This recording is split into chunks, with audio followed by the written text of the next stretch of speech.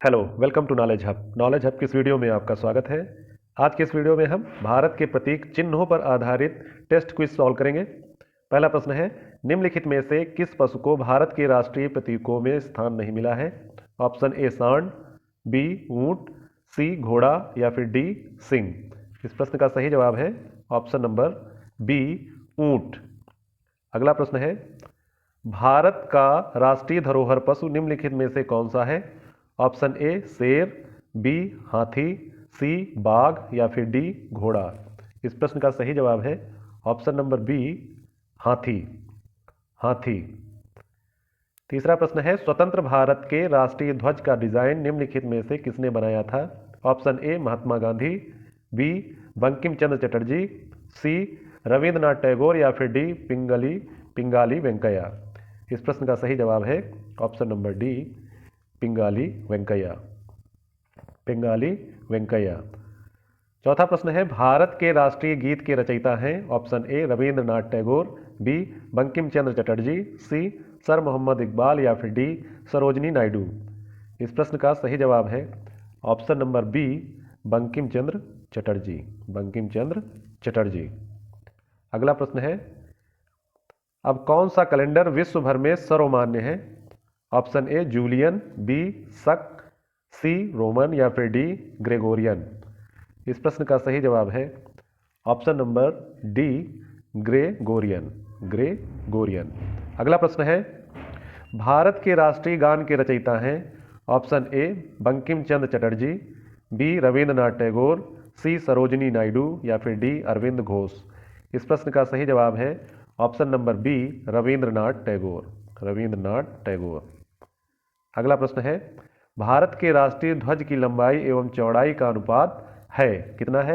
Option A 1:2, B 2:3, सी 2:1 या फिर D 3:2। इस प्रश्न का सही जवाब होगा ऑप्शन नंबर डी 3:2। 3:2। अगला प्रश्न है, निम्न वंदे मातरम किस ग्रंथ से संकलित है? Option A Mundakopanishad, B Bharat Bharati, C Kathopanishad या फिर डी आनंद मठ। इस प्रश्न का सही जवाब होगा ऑप्शन नंबर डी आनंद मठ। आनंद मठ। अगला प्रश्न है, राष्ट्रीय ध्वज के चक्र में कितनी तीलियां होती हैं? ऑप्शन ए 20, बी 23, सी 24 या फिर डी 22। इस प्रश्न का सही जवाब होगा ऑप्शन नंबर सी 24। 10वां प्रश्न है, 10वें प्रश्न पर चलते हैं। 10वां प्रश्न है, भारत का राष्ट्रीय गान जन गण मन सर्वप्रथम कब और कहाँ गाया गया था? कब और कहाँ गाया गया था? ऑप्शन ए 1931 में कलकत्ता में, बी 1911 कलकत्ता में, सी 1896 कलकत्ता में या फिर डी 1950 दिल्ली में। इस प्रश्न का सही जवाब होगा ऑप्शन नंबर बी 1911 कोलकाता में। 1911 कोलकाता में, कलकत्ता में।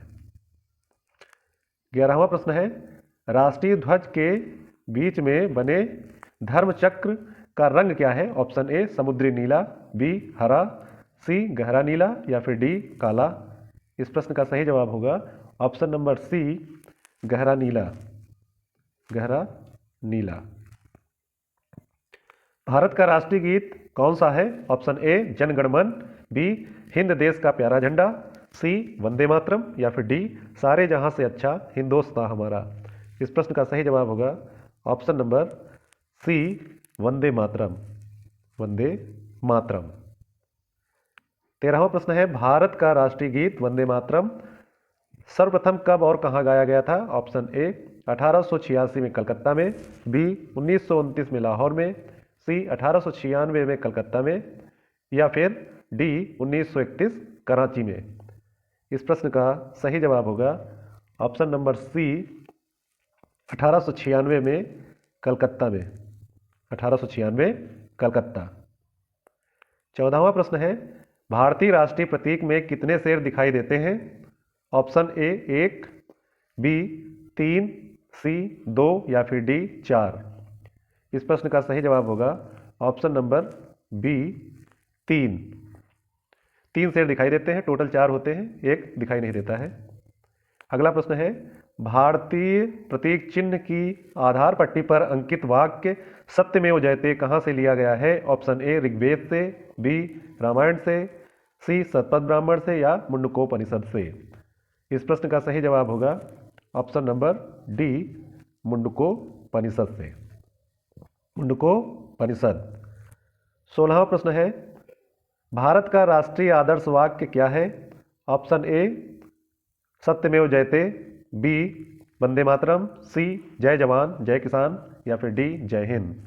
इस प्रश्न का सही जवाब होगा ऑप्शन नंबर ए सत्यमेव जयते। सत्यमेव जयते।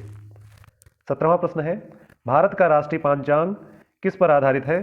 ऑप्शन ए शक संवत, बी विक्रम संवत, सी हिजरी संवत या फिर डी ग्रेगोरियन संवत। इस प्रश्न का सही जवाब होगा ऑप्शन नंबर ए शक संवत। शक संवत। इसी के साथ आज की वीडियो का यहीं पर अंत होता है। अगले क्विज में फिर मिलेंगे, तब तक के लिए धन्यवाद, नमस्कार।